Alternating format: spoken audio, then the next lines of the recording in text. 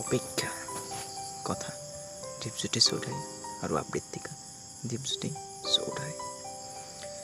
তোমাৰ বাবে মই সদায় বৰষুণ জাকক দুবাহুৰ মাজত সাৱটি লৈ তিতি ৰওঁ।